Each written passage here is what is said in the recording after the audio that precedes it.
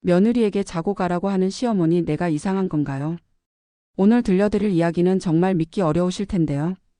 한 시어머니가 며느리에게 자고 가라는 말 한마디 때문에 가족 전체가 흔들리게 된 충격적인 실화입니다. 과연 이 가족에게 무슨 일이 벌어진 걸까요? 끝까지 들어보시면 놀라운 반전이 기다리고 있습니다. 서울 강남구 한 아파트 단지. 이곳에 살고 있는 김순자 씨 62살입니다.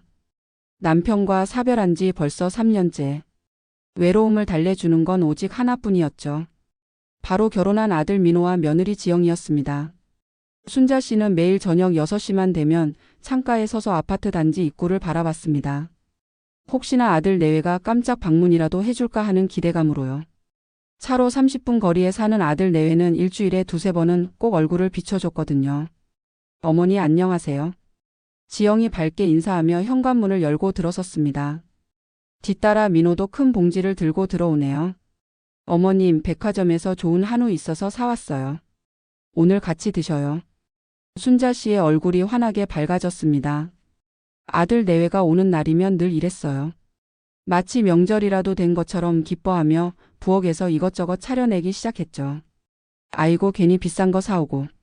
그냥 와도 되는데. 입으론 그렇게 말하면서도 순자 씨는 이미 앞치마를 두르고 있었습니다. 사실 이런 순간을 얼마나 기다렸는지 모르거든요. 저녁 식사가 시작됐습니다.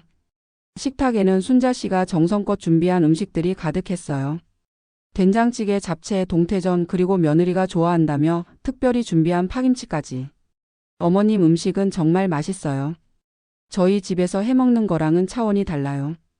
지영이 진심으로 칭찬했습니다. 실제로 시어머니의 손맛은 정말 훌륭했거든요.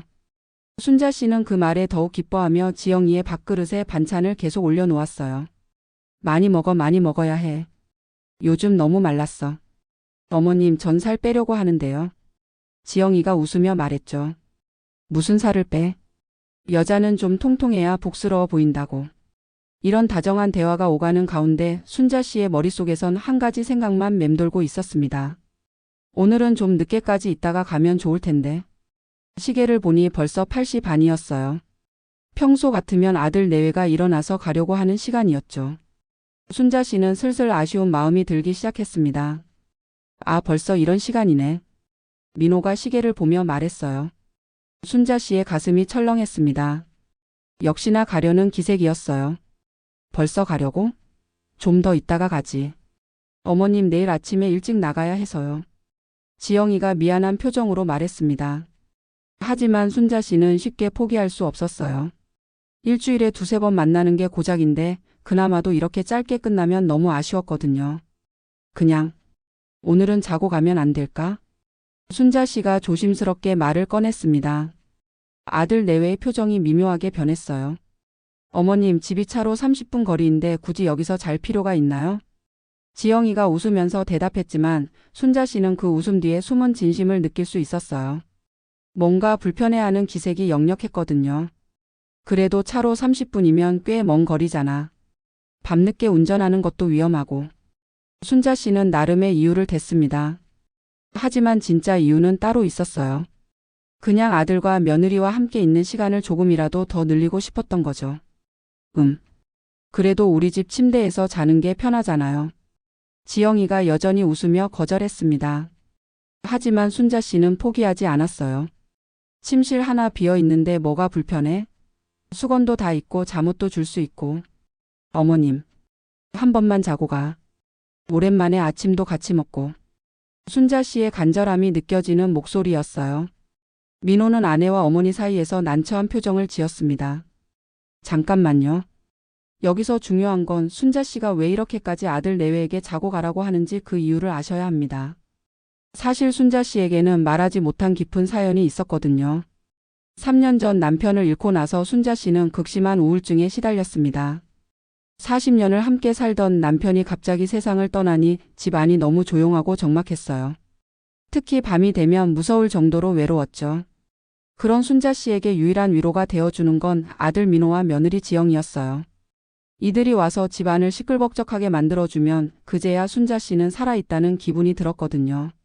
하지만 그 시간은 항상 너무 짧았어요. 저녁에 와서 밥 먹고 두세 시간 있다가 가버리면 다시 혼자가 되는 거죠.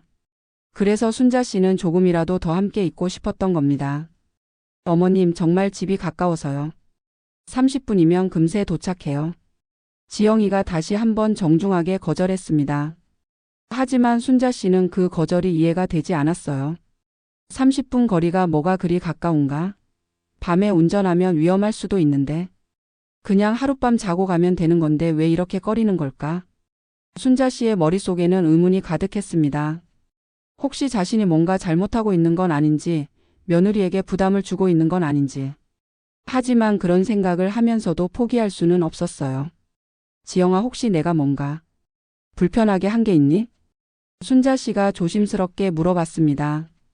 지영이는 깜짝 놀라며 손을 저었어요. 아니에요, 어머님. 그런 게 아니라 정말 집이 가까워서요. 굳이 여기서 잘 이유가 없다고 생각해서. 하지만 순자 씨는 지영이의 표정에서 뭔가 다른 의미를 읽어냈습니다. 분명히 불편해하고 있는 것 같았어요. 그런데 왜 불편한지는 도무지 알 수가 없었죠. 그런데 정말로 지영이는 왜 시댁에서 자고 가는 걸 그렇게 꺼리는 걸까요? 시어머니는 이해할 수 없었지만 며느리에게는 나름의 이유가 있었습니다. 과연 그 이유가 무엇일까요? 그날 밤 결국 지영이와 민호는 시댁에서 하룻밤을 보내게 됐습니다. 순자 씨가 워낙 간절하게 부탁하는데 민호가 하루쯤 자고 가지 뭐라고 말하자. 지영이는 더 이상 거절할 수 없었거든요. 하지만 지영이의 마음은 편하지 않았습니다. 시어머니가 정성스럽게 준비해준 객실을 보면서도 말이죠. 여기 수건이고 잠옷도 준비해뒀어. 불편한 거 있으면 언제든지 말해. 순자 씨는 기쁜 마음에 이것저것 챙겨주기 바빴어요. 하지만 지영이는 속으로 한숨을 쉬었습니다. 역시 불편하다. 남의 집에서 자는 건 정말 싫어. 지영이에게는 어릴 때부터 자신만의 공간에 대한 강한 집착이 있었어요. 친구 집에서 자는 것도 싫어했을 정도로 예민한 성격이었죠. 하물며 시댁에서 자는 건 더더욱 부담스러웠습니다. 그런데 순자 씨는 그런 지영이의 마음을 전혀 알지 못했어요. 오히려 며느리가 함께 있어주니까 너무 기뻤거든요. 오랜만에 집이 시끌벅적하니까 좋네. 역시 집은 사람이 있어야 살맛 나는 거야. 순자 씨는 진심으로 즐거워했습니다. 거실에 앉아서 아들 내외와 이런저런 이야기를 나누는 시간이 너무나 소중했어요. 어머님, 요즘 우리 동네에 맛집이 하나 생겼는데 다음에 같이 가봐요. 정말? 어떤 음식점인데? 일식집인데 진짜 맛있어요. 어머님 좋아하실 거예요. 이런 대화가 이어지는 동안 지영이는 계속 시계를 확인했어요. 벌써 밤 10시가 넘었는데 언제 잠자리에 들 수 있을까 하는 생각뿐이었죠. 그런데 순자 씨는 이 시간이 너무 아까웠어요. 아들 내외가 내일 아침이면 떠날 테니까 지금 이 순간을 최대한 길게 늘리고 싶었거든요. 아, 그러고 보니 민호야. 너 어릴 때 이야기 지영이한테 해줬니? 내가 초등학교 때. 순자 씨는 아들의 어린 시절 이야기를 꺼내며 대화를 이어갔습니다. 하지만 지영이는 점점 피곤함을 느끼기 시작했어요. 언제까지 이야기하실 거지? 내일 아침에 일찍 일어나야 하는데. 결국 밤 11시가 되어서야 각자 방으로 들어갔습니다. 지영이는 객실 문을 닫고 나서야 비로소 한숨을 쉬었어요. 객실은 생각보다 어수선했습니다. 신우이의 짐들이 여기저기 놓여있고 옷장 안에도 옷들이 가득했죠. 게다가 침구 냄새도 뭔가 낯설었어요. 역시 우리 집이 최고야. 왜 굳이 여기서 자야 하는 거지? 지영이는 잠자리에 누웠지만 쉽게 잠이 오지 않았습니다. 낯선 환경, 낯선 침대, 낯선 냄새. 모든 게 불편했어요. 더군다나 벽이 얇았는지 시어머니가 옆방에서 TV 보는 소리까지 들렸습니다. 평소 조용한 환경에서 자던 지영이에게는 모든 게 스트레스였죠. 다음에는 절대 자고 가면 안 돼. 어떻게든 거절해야겠다. 그렇게 뒤척이며 몇 시간을 보내고 나서야 겨우 잠이 들었어요. 다음날 아침 순자 씨는 일찍 일어나서 아침 준비를 했습니다. 오랜만에 가족들과 함께하는 아침 식사였거든요. 지영아, 일어났니? 아침 차려놨어. 순자 씨의 밝은 목소리가 들렸지만 지영이는 몸이 천근만근이었어요. 잠을 제대로 못 잔 탓에 컨디션이 최악이었거든요. 네, 곧 나가요. 겨우 일어나서 세수를 하고 거실로 나왔습니다. 식탁에는 순자 씨가 정성껏 준비한 아침상이 차려져 있었어요. 어머님, 이렇게까지 안 하셔도 되는데요. 뭘 오랜만에 가족이 함께 먹는 아침인데 당연히 해야지. 순자 씨는 정말 행복해 보였어요. 하지만 지영이는 빨리 집에 가고 싶다는 생각뿐이었죠. 그런데 지영아, 너 얼굴이 안 좋아 보이네. 혹시 어디 아픈 거 아니야? 아니에요. 그냥 조금 피곤해서요. 피곤하면 더 쉬다가 가지. 뭐 급한 일이라도 있어? 순자 씨는 또다시 더 머물렀으면 하는 뜻을 비쳤어요. 하지만 지영이는 이미 한계였습니다. 어머님, 정말 집에 가야 할 일이 있어서요. 결국 아침을 먹고 나서 지영이와 민호는 집으로 돌아갔습니다. 순자 씨는 아쉬운 마음에 현관까지 나와서 배웅했어요. 조심히 가고 또 놀러와. 네, 어머님. 안녕히 계세요. 하지만 차 안에서 지영이는 민호에게 솔직한 마음을 털어놨어요. 여보, 정말 힘들었어. 다음에는 자고 가지 말자. 왜? 어머니가 그렇게 좋아하시는데. 나는 정말 남의 집에서 자는 게 불편해. 잠도 못 자겠고. 민호는 아내의 말에 고개를 끄덕였지만 한편으로는 어머니 생각도 났어요. 어머니가 얼마나 외로워하시는지 알고 있었거든요. 그런데 이 대화를 들었다면 순자 씨는 얼마나 충격을 받았을까요? 며칠 후 또다시 같은 상황이 벌어졌습니다. 순자 씨가 저녁을 같이 먹자고 해서 아들 내외가 방문했는데 이번에도 자고 가라는 말이 나왔어요. 오늘도 늦었네. 그냥 자고 가지 않을래? 이번에는 지영이가 더 확실하게 거절했습니다. 어머님, 집이 정말 가까워서요. 30분이면 금방 가요. 30분이 어디 가까워? 밤에 운전하면 위험하다고. 괜찮아요. 길도 잘 알고 있고. 하지만 순자 씨는 포기하지 않았어요. 이번에는 아예 민호에게 직접 말했습니다. 민호야, 너라도 어머니 말 좀 들어라. 자고 가라고 하잖아. 민호는 어머니와 아내 사이에서 난처했어요. 어머니의 외로움도 이해하고 아내의 불편함도 이해했거든요. 어머니, 정말 집이 가까워서. 얘는 왜 이렇게 자고 가는 걸 싫어하니? 불편해? 순자 씨가 직접적으로 물어봤습니다. 그 순간 지영이의 얼굴이 굳어졌어요. 시어머니가 자신의 진심을 눈치챈 건 아닌지 당황스러웠거든요. 아니에요. 불편한 게 아니라. 그럼 뭐가 문제야? 집도 깨끗하게 치워놨는데. 순자 씨의 목소리에는 서운함이 묻어 있었어요.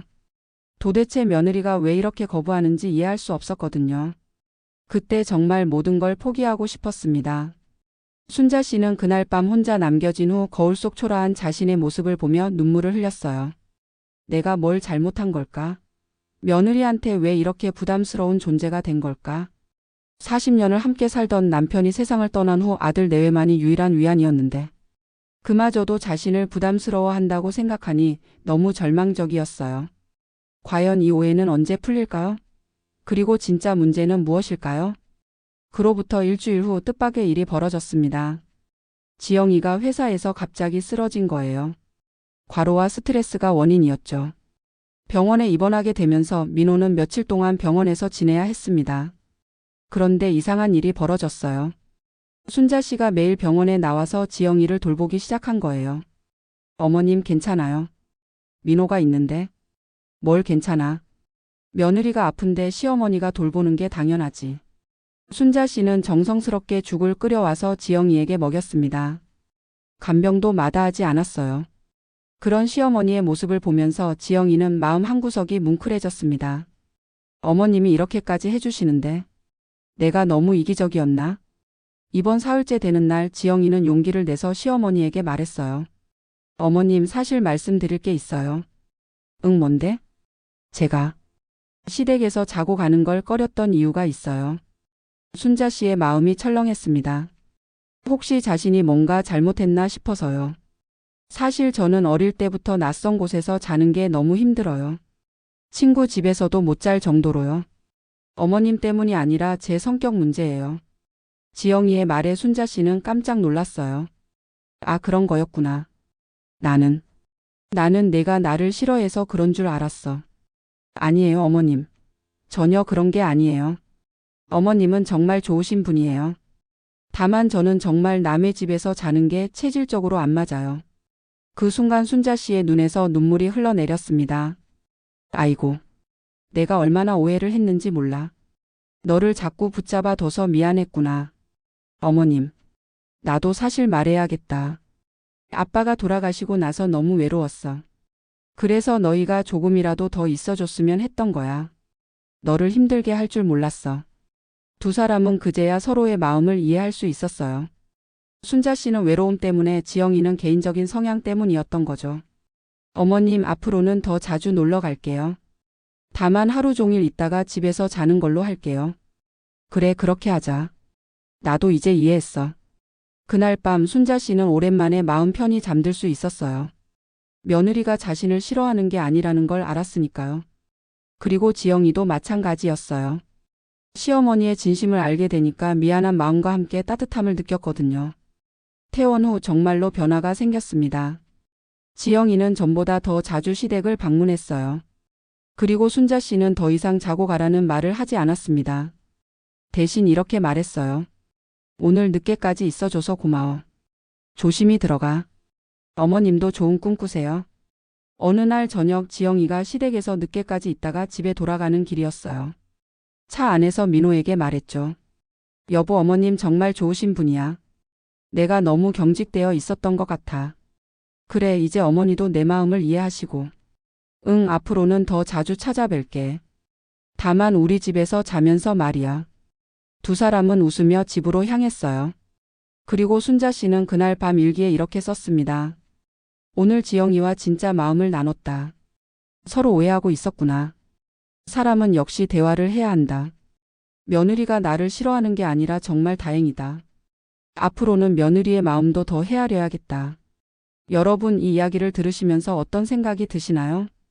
가족 간에도 이런 작은 오해들이 얼마나 많이 생기는지 모릅니다. 시어머니는 외로움과 사랑 때문에, 며느리는 개인적인 성향 때문에 서로를 오해했던 거죠. 만약 지영이가 아프지 않았다면 이 오해는 계속 커져만 갔을 거예요. 순자 씨는 계속 상처받고 지영이는 계속 부담스러워하면서 말이죠. 하지만 진심 어린 대화 한 번이 모든 걸 바꿔놨어요. 서로의 입장을 이해하고 나니 오히려 전보다 더 가까워질 수 있었거든요. 지금도 순자 씨와 지영이는 일주일에 3번 정도 만나고 있어요. 지영이는 시댁에서 하루 종일 보내다가 저녁에 집으로 돌아가고, 순자 씨는 그런 며느리를 고마워하며 늘 맛있는 음식을 준비해서 기다리고 있습니다. 때로는 지영이가 어머님, 오늘 우리 집에서 주무시다 가세요라고 먼저 제안하기도 해요. 그럴 때 순자 씨의 얼굴이 얼마나 밝아지는지 몰라요. 결국 중요한 건 서로를 이해하려는 마음이었습니다. 내 입장에서만 생각하지 말고 상대방의 마음도 헤아려 보는 거죠. 여러분의 가족 관계에서도 혹시 이런 작은 오해들이 있지는 않으신가요? 때로는 용기를 내서 진심을 나누는 대화가 모든 걸 바꿀 수 있습니다. 오늘 이야기가 여러분의 마음에 작은 울림이라도 전해졌다면 그것만으로도 충분합니다. 가족이라는 이름으로 서로를 진심으로 사랑하고 이해하는 것, 그것이 진정한 행복의 시작일 테니까요.